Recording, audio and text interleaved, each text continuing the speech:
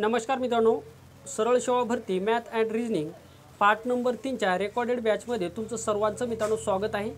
तर या ठिकाणी पार्ट नंबर 3 पाहत आहोत, बेसिक अंकगणित, गणितीय श्रेणी या ठिकाणी पाहत आहोत, वर्ग आणि घन या ठिकाणी पाहूयात। या व्हिडिओच्या माध्यमातून आपण गणितीय श्रेणीवरील आधारित महत्त्वाचे प्रश्न तसेच वर्ग आणि घन या ठिकाणी आपल्याला पाहायचे आहेत। तर चला वेळ न लावता थोडीशी सुरुवात करूया। बेसिक अंकगणित आपण कवर करत आहोत, जेणेकरून बेसिक अंकगणित एकदा तुमचं कंप्लीट झाल्याच्या नंतर बाकीचे गणित तुम्हाला सोडवण्यासाठी इजी जाणार आहेत। तर पहा, पार्ट नंबर 3 आपण पाहत आहोत। यापूर्वीचे 2 पार्ट जर तुमचे झाले नसतील तर ते पाहून घ्या, 100% तुम्हाला त्याचा फायदा होईल। तर चला आता वेळ न लावता थोडीशी सुरुवात करूया।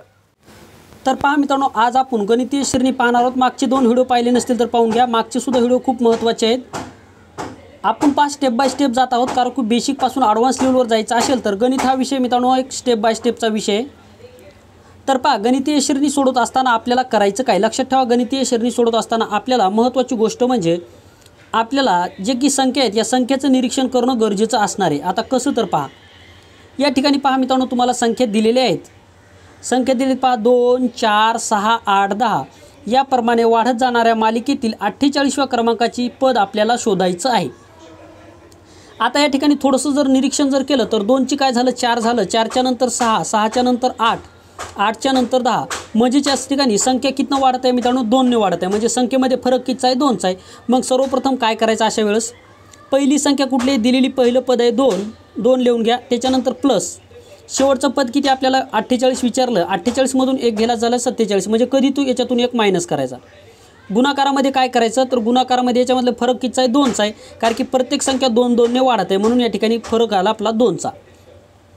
आता काय करायचं, सर्वप्रथम बेरीज आणि गुणाकार असेल तर सर्वप्रथम काय करावं लागतो, आपल्याला गुणाकार करावा लागतो। म्हणजे 2 प्लस आता 47 गुणिला 2 जर केलं तर काय येणार मित्रांनो, 47 7 2 14, 14 4 हातचा आला 1, बेस 4 2 8, 8 आणि 1 झाला मित्रांनो 9, म्हणजे किती आला 94, 94 आणि हे 2 पहिलं पद आहे 2चं, म्हणजे 94 आणि 2 किती झाला 96। म्हणजेच मित्रांनो 2 4 6 8 आणि 10 याप्रमाणे वाढत जाणाऱ्या मालिकेतील 48व्या क्रमांकाचं पद कुठलं आहे, तर ते आहे 96। कुठलं आहे मित्रांनो, 96 पद असणार आहे।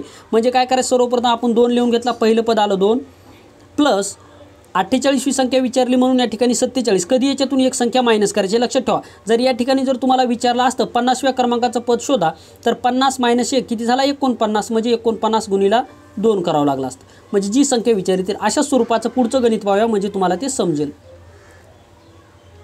2 नंबरचं गणित पहा, 12 15 18 21 याप्रमाणे वाढत जाणाऱ्या मालिकेतील 8व्या क्रमांकाचं पद आपल्याला शोधायचं आहे। किती 8व्या क्रमांकाचं पद आपल्याला या ठिकाणी शोधायचं आहे। सर्वप्रथम काय करायचं, संख्या व्यवस्थित पाहून घ्या। संख्या काय करायचं, आपल्याला व्यवस्थित पाहून घ्यायच्या आहेत। पहा, 12, 12च्या नंतर 15, 15च्या नंतर 18, 18च्या नंतर 21। आता 12च्या नंतर 13 14 15, म्हणजे याच्यामध्ये कितीचा फरक आहे, 3चा आहे। 15च्या नंतर 18 19 20 21 कितीचा फरक आहे मित्रांनो, 15 16 17 18 कितीचा फरक आहे, 3चा आहे।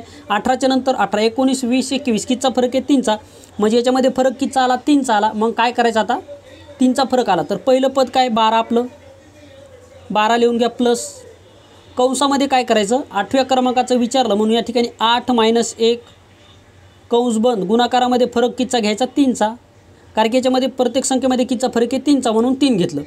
मग 12 जसेच तसे लिहून घेऊयात। आता 8मधून 1 गेल्याच्या नंतर राहतं मित्रांनो 7, 7 गुणाकारामध्ये 3, 7 त्रिक किती झालं 21, 7 त्रिक 21 प्लस हे 12 जर आपण केलं तर काय येणार, 2 आणि 1 3, 3 असेल 3 आणि 2 आणि 1 3, म्हणजे 33। या ठिकाणी जर पाहिलं तर 21 आणि 12 झाले 33, म्हणजेच 12 15 18 21 या क्रमांकाने वाढत जाणाऱ्या मालिकेतील 8व्या क्रमांकाचं पद कुठलं असेल तर ते असणार आहे 33। ते किती असणार आहे मित्रांनो, 33। अशा स्वरूपामध्ये तुम्हाला हे गणित सोडवायचं। अशा स्वरूपाचे गणित तुम्हाला सरळ सेवा भरतीला 100% विचारले जातात। तर आय होप हे गणित तुम्हाला समजलं असेल। पुढचं हे गणित अशाच प्रकारे आपण पाहूयात, म्हणजे तुमची कन्सेप्ट आता क्लिअर होणार आहे। आता व्हिडिओ स्टॉप करून तुम्ही सोडण्याचा प्रयत्न करा किंवा तुम्ही या ठिकाणी याची प्रॅक्टिस करा। 10 15 20 आणि 25 याप्रमाणे वाढत जाणाऱ्या मालिकेतील 21व्या क्रमांकाचं पद आपल्याला शोधायचं आहे। किती 21व्या क्रमांकाचं। मग सर्वप्रथम काय करायचं, 10 15 20 आणि 12 आणि 25 याच्यामध्ये कितीचा फरक आहे मित्रांनो, प्रत्येक संख्या 5ने वाढत आहे। कितने, प्रत्येक संख्या 5ने वाढत आहे। कितने, 5ने वाढत आहे। मग जर प्रत्येक संख्या 5ने वाढत असेल तर या ठिकाणी पहिली संख्या कुठली आहे आपली, 10, 10 प्लस कंसामध्ये काय करायचं, आपल्याला कितव्या क्रमांकाची काढायची, 21व्या क्रमांकाची काढायची. म्हणजे आपल्याला काय करायचं, 21 - 1 करावे लागेल. वरतीच मी तुम्हाला सांगितलं, म्हणजे 21 - 1 कंपल्सरी 1 त्याच्यातून मायनस करायचा. गुणाकारामध्ये फरक कितीचा आहे, आता पहिल्यांदा फरक 3चा होता, आता कितीचा फरक आहे, 5चा, म्हणून याला 5 न गुणून घेऊयात. आता 10 प्लस 21मधून 1 गेल्याच्या नंतर राहिले किती, 20 राहिल्याच्या नंतर आपल्याला काय करायचं, याचा गुणाकार करायचा 5 सोबत. मग 10 प्लस 20 = 5 100, 100 प्लस 10 किती झाले, 110. म्हणजेच 10, 15, 20, 25 याप्रमाणे वाढत जाणाऱ्या मालिकेतील 21व्या क्रमांकाचं पद कुठलं असणार आहे, ते असणार आहे 110. कुठलं असणार आहे मित्रांनो, 110. आय होप मित्रांनो हे गणित तुम्हाला व्यवस्थितरित्या समजलं आहे. किती आहे, 110 याचं हे या ठिकाणी उत्तर असणार आहे. 10, 15, 20, 25 याप्रमाणे वाढत जाणाऱ्या मालिकेतील 21व्या क्रमांकाचं पद तुम्हाला या ठिकाणी कोणतं भेटलेलं आहे, तर ते भेटलेलं आहे 110. तर अशा स्वरूपामध्ये तुम्हाला हे गणित सोडवणं लागणार आहे. ठीक आहे, परीक्षेला आल्याच्या नंतर आता चुकू देऊ नका. आता यावर आधारित पहा, हे बेसिक आपण गणित पाहिले. पहा बेसिक तुम्हाला मी काय सांगितलं होतं, बेसिकवर आधारित. आता हे बेसिक स्वरूपाचे गणित होते. यावर आधारित परीक्षेला कसे गणित विचारले जातात, पहा परीक्षेला कसे विचारले जातात. हे परीक्षेला विचारलेले काही महत्त्वपूर्ण गणित आपण या ठिकाणी पाहत आहोत. पहा परीक्षेला यावर आधारित कसं गणित विचारलं जातं. पहा गणित विचारले, राजूच्या बँक अकाउंटमध्ये 9,000 रुपये बचत आहे. तो आता दर महिन्याला 200 रुपये, पहा दर महिन्याला 200 रुपये जमा करतो. तर 24व्या महिन्यानंतर त्याची एकूण रक्कम किती असणार आहे. आता पहा तशा स्वरूपाचं गणित, परंतु याची मांडणी पहा. असं गणित आले की लगेच आपण कन्फ्यूज होतो. पहिल्या गणितामध्ये काय होतं, पहा 20, 25, 30 असं दिलं होतं, म्हणजे 5चा फरक होता. याच्या ठिकाणी काय दिलं, 200 रुपये, म्हणजे ते गणित तेच आहे, फक्त फिरवलं. मग आता असं गणित सोडवायचं कसं, त्याच पद्धतीने आपल्याला सोडवायचं. पहा राजूच्या बँक अकाउंटमध्ये किती, 9,000 रुपये आहेत. म्हणजे पहिलं पद किती आहे आपलं, 9,000 रुपये प्लस कंसामध्ये काय करायचं, 24व्या महिन्यानंतर म्हणते ना आपल्याला किती, पहिल्यांदा काय सांगितलं, 21वं पद शोधा पहिल्या गणितामध्ये. आता 24व्या क्रमांकाचं महिन्यानंतर बोललो आहे फक्त. मग काय करायचं, 24 लिहून घ्या. 24 - 1 करायचं कंपल्सरी. आता याच्यामध्ये फरक किती आहे, पहा दर महिन्याला किती, 200 रुपये बचत करतो. किती, 200 रुपये. म्हणजे याच्यामध्ये किती, प्रत्येक महिन्याला किती, 200 रुपये करा. म्हणजे 200 रुपयांची संख्या वाढत चालली. पहिली संख्या 4 न 5 न वाढत जात होती की नाही, मी तुम्हाला अगोदर सांगितलं होतं मागच्या गणितामध्ये. त्याचप्रमाणे फक्त पहा मांडणी वगैरे सेम आहे, गणितसुद्धा सेम आहे, परंतु गणित असं आल्याच्यानंतर तुम्ही कन्फ्यूज होता परीक्षेला. त्यामुळे मी बेसिक घेतलं. बेसिक घेतल्याच्यानंतर तुम्हाला समोरचं या ठिकाणी मी सांगत आहे. शम टू शम मांडणी, काही बदल नाही याच्यामध्ये. मग 9,000 रुपये लिहून घेऊया. 9,000 रुपये प्लस आता हे जे 24 दिसतात तुम्हाला, हे जे काही 24 दिसतात, 24मधून आपल्याला 1 मायनस करायचं आहे सांगितल्याप्रमाणे. मग किती झाला, 23 प्लस हे 200 रुपये, हे 200 रुपये. आता काय करायचं पहा, आता काय करायचं, 23 गुणिले 200 जर केलं तर 23 दोन्ही 46, 23 दोन्ही किती मित्रांनो 46, म्हणून घेऊयात आपण 46. आणि हे वरचे 2 शून्य, म्हणजे 4,600. आणि हे 9,000 रुपये, पहिले किती, 9,000 रुपये पहिल्या महिन्याचे. म्हणजे किती झाले आपले, 0, 0, 6 आणि 9 आणि 4 झाले 13. म्हणजे 13,600 रुपये त्याची बचत होणार आहे. म्हणजे राजूच्या बँक अकाउंटमध्ये 9,000 रुपये आहेत. तो आता दर महिन्याला त्यामध्ये 200 रुपये बचत करतो. तर 24व्या महिन्यानंतर त्याची एकूण रक्कम किती होणार आहे, तर ती होणार आहे मित्रांनो 13,600 रुपये त्याची एकूण रक्कम होणार आहे. तर अशा स्वरूपामध्ये तुम्हाला हे गणित सोडवणं गरजेचं असणार आहे. गणित तशाच स्वरूपाचे, फक्त यामध्ये परीक्षेला कसे गणित विचारतात हे या ठिकाणी मी तुमची कन्सेप्ट क्लिअर करून देत आहे. ठीक आहे, तर आय होप हे गणितसुद्धा तुम्हाला समजलं असेल. पुढचं सुद्धा गणित पहा अशाच स्वरूपाचं आहे आणि मागच्या कन्सेप्टवरच आधारित. फक्त बेसिक कन्सेप्ट कशी आणि परीक्षेला गणित कसं विचारलं जातं हे तुम्हाला समजणं गरजेचं असणार आहे. याचा तुम्ही सराव केला तर 100% तुम्हाला त्याचा फायदा होईल. ठीक आहे, पुढचं गणित पहा मित्रांनो. पुढचं गणित आपल्याला काय दिलेलं आहे, पुढचं गणित आपल्याला दिलेलं आहे. पहा या ठिकाणी राजूच्या खिशामध्ये एकूण 500 रुपये आहेत. राजूच्या खिशामध्ये एकूण 500 रुपये आहेत. तो दर दिवसाला करते. पहा दर दिवसाला त्यामध्ये 10 रुपये टाकत आहे. तर 10 महिन्यानंतर त्याचे एकूण पैसे किती असणार. आता राजूजवळ सुरुवातीला किती 500 रुपये आहेत.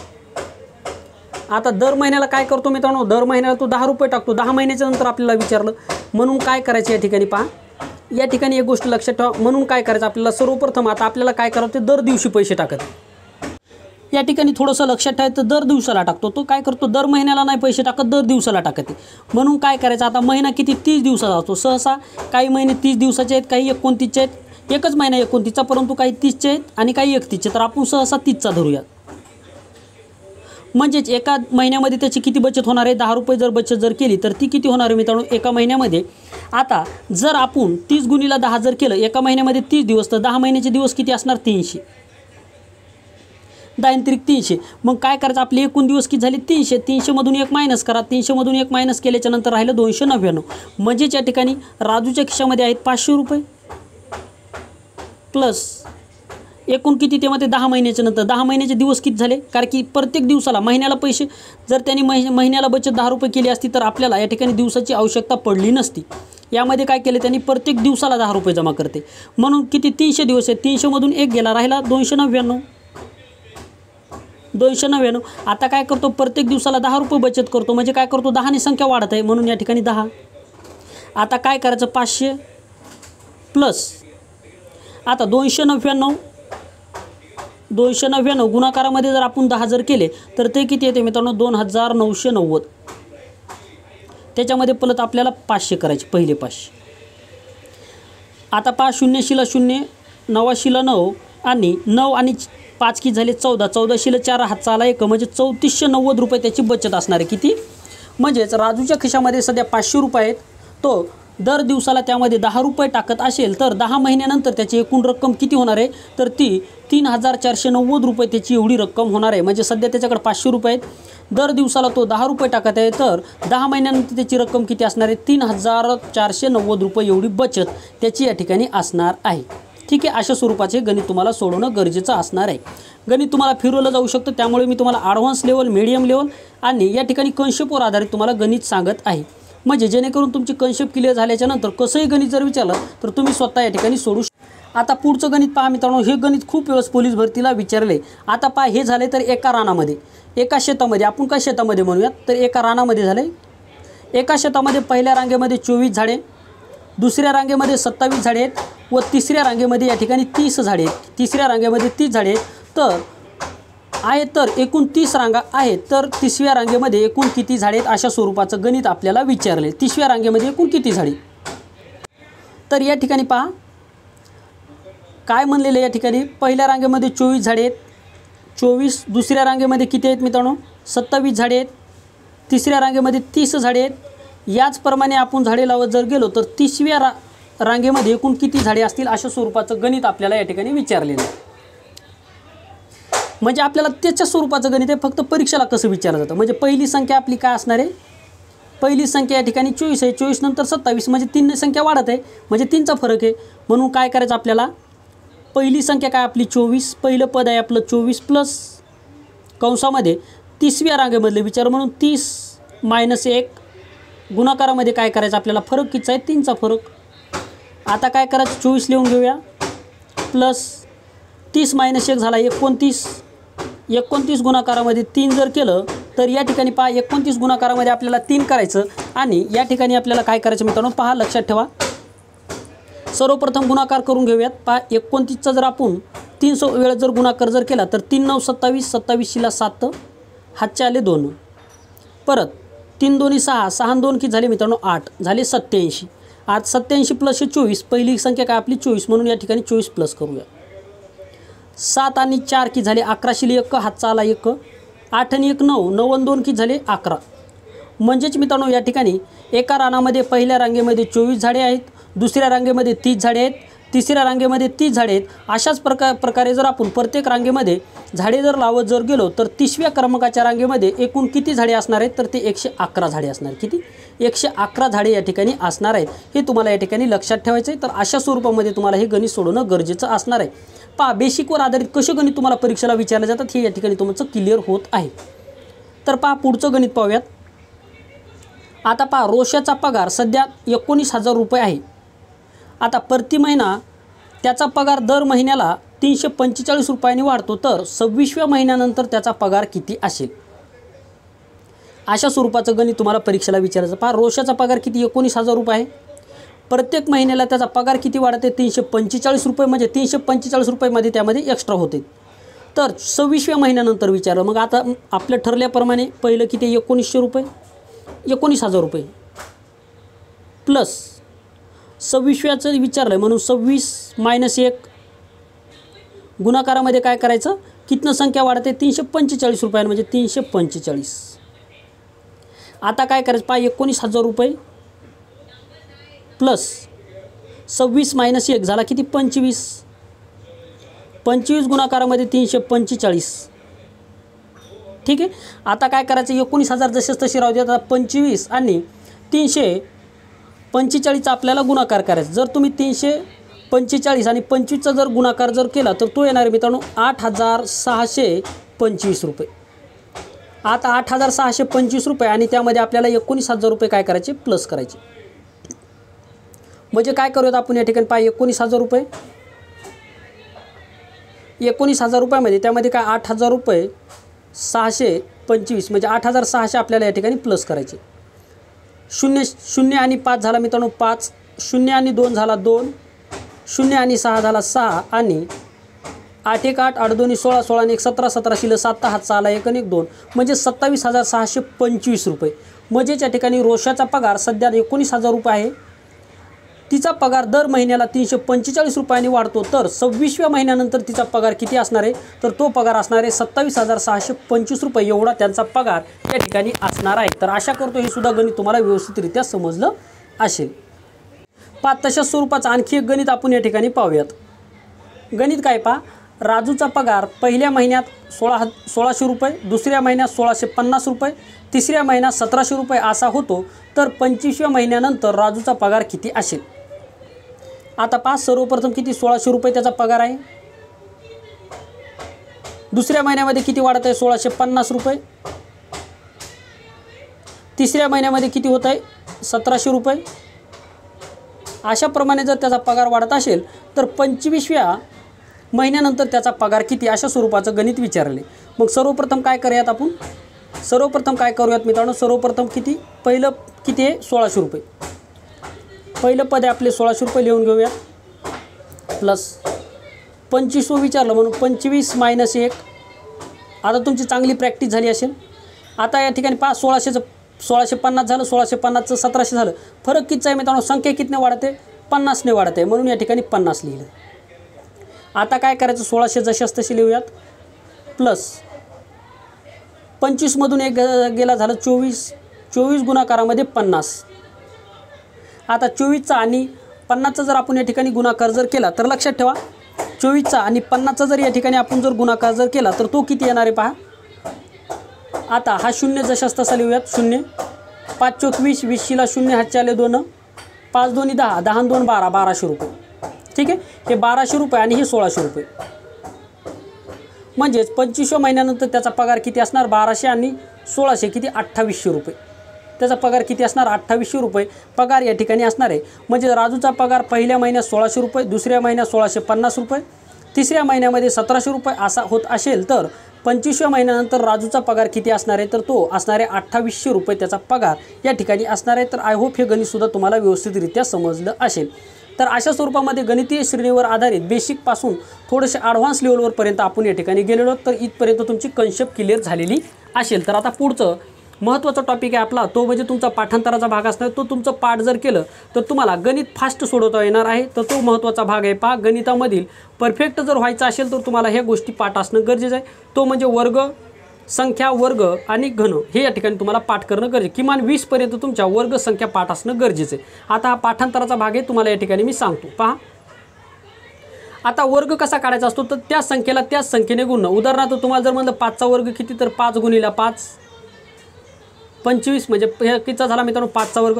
तुम्हाला जर मी म्हटलं 7चा वर्ग किती तर 7 गुणिले 7 म्हणजे ज्या संख्येचा वर्ग विचारला असेल त्या संख्येचा 2 वेळेस गुणाकार म्हणजेच या ठिकाणी वर्ग आणि ज्या संख्येचा घन विचारला असेल त्या संख्येचा 3 वेळेस गुणाकार म्हणजेच घन. आता मी तुम्हाला जर म्हटलं 7चा वर्ग किती तर 7 7 49 आणि जर असं विचारलं 7चा घन किती तर 7 गुणाकारामध्ये 7 म्हणजे या ठिकाणी काय करायचं घन जर म्हणलं तर त्या संख्येचा 3 वेळेस गुणाकार, वर्ग जर म्हणले तर त्याच संख्येचा 2 वेळेस गुणाकार. हे तुमच्या लक्षात येणं गरजेचं आहे. हे अतिशय बेसिक स्वरूपाचं आहे.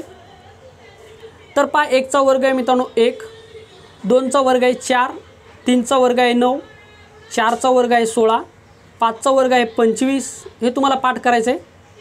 6चा वर्ग आहे 36, 7चा वर्ग आहे 49, 8चा वर्ग आहे 64, 9चा वर्ग आहे 81, 10चा वर्ग आहे 100, 11चा वर्ग 121, 12चा वर्ग 144, 13चा वर्ग 169, 14चा वर्ग 196, 15चा वर्ग 225, 16चा वर्ग 256, 17चा वर्ग 289, 18चा वर्ग 324, 19चा वर्ग 361 आणि 20चा वर्ग 400.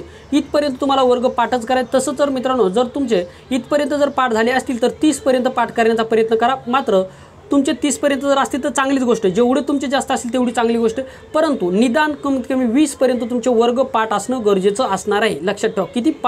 20पर्यंत. तर हे पाठ करत असताना तुम्हाला काय करायचं, एका वहीवर किंवा एक कागद घ्यायचा, त्या कागदावर लिहायचे आणि ते कागद आपल्या हमेशा खिशामध्ये ठेवायचा. ज्यावेळेस कुठेही तुम्हाला वेळ भेटेल त्यावेळेस एकदा नजर घालून काढायचं. म्हणजे असं 7-8 दिवस केल्याच्यानंतर तुमचं पाठ होणार. एकाच दिवशी 1-2 घंट्यामध्ये पाठ होणार नाही. लक्षात ठेवा. त्याच्यामुळं काय करायचं, खिशामध्ये हा कागद ठेवायचा आणि जसा वेळ भेटेल तसा, कुठे तुम्ही फिरायला जाऊ, वेळ भेटला पहा, कुठं जरी गेले वेळ भेटला पहा. म्हणजे इळातून 3 ते 4 वेळेस तुम्हाला कंटिन्यू कमीत कमी 5 मिनिट तरी याची रीडिंग करायची. म्हणजे नजरे खालून घालायचं. तुमचं ते पाठ होणार आहे 4 ते 5 दिवसामध्ये. हा पाठांतराचा भाग आहे, हे लक्षात ठेवा. आता संख्या आणि घन, निदान तुमचे 10पर्यंत घन पाठ असणं गरजेचं असणार आहे. तर पहा घन संख्या. आता हे तुम्हाला लिहून घ्यायचं आहे किंवा मी ज्या विद्यार्थ्यांनी बॅच घेतली तर त्यांना या ठिकाणी मी PDF सुद्धा पाठवणार आहे व्हॉट्सअपवर. त्यामुळे तुम्ही त्याच्यावरून सुद्धा घेऊ शकता. परंतु माझ्या तरीमध्ये तुम्ही लिहून घ्या आणि हे खिशामध्ये ठेवा. एवढा पार्ट. ठीक आहे. आता पहा 1चा घन किती? 1च आहे. म्हणजे 1चा वर्ग सुद्धा 1. आता 1चा तुम्हाला घन विचारू किंवा 1चा कितवाही घात विचारू तो 1च असतो. लक्षात ठेवा. कारण की आपण 1 गुणिला 1 जर केलं तर काय येणार आहे मित्रांनो? त्याचं उत्तर 1च येणार आहे. ठीक आहे. म्हणजे 1चा घन काय असणार म्हणून 1. तर पहा मित्रांनो या ठिकाणी लक्षात ठेवा. 1चा घन 1, 2चा घन 8, 3चा घन 27, 4चा घन 64, 5चा घन 125, 6चा घन. आता घन म्हणजे काय तुम्हाला सांगितलं, 6चा घन 6 गुणाकारामध्ये 6 गुणाकारामध्ये 6 म्हणजे 3 वेळेस गुणाकार. जर याचा गुणाकार जर केला तर 6चा किती येणार? 216. 7चा घन किती आहे? 7चा घन 343. 8चा घन किती आहे? 8चा घन आहे 512. 9चा घन किती आहे? 9चा घन आहे 729. 10चा घन किती आहे? तर 10चा घन आहे 1000. 1चा घन 1, 2चा घन 8, 3चा घन 27, 4चा घन 64, 5चा घन 125, 6चा घन 216, 7चा घन किती आहे? 7चा घन 343, 8चा घन किती आहे? 512, 9चा घन किती आहे? 729 आणि 10चा घन किती आहे? 1000. तर पहा हे या ठिकाणी तुम्हाला पाठच करायचे. पहा वर्गमूळ, घनमूळ हे तुमच्या जर पाठ जर असतील तर तुम्हाला पुढचे जे काही गणित असणार आहे मित्रांनो याचा खूप तुम्हाला फायदा होणार आहे.